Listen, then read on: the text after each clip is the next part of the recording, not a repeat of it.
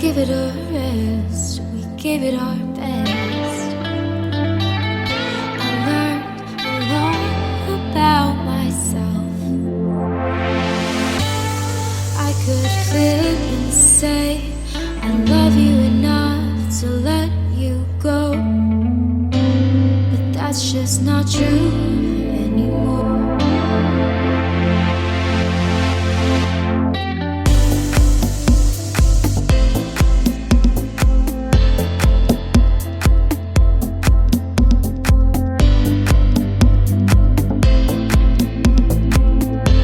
Let's give it a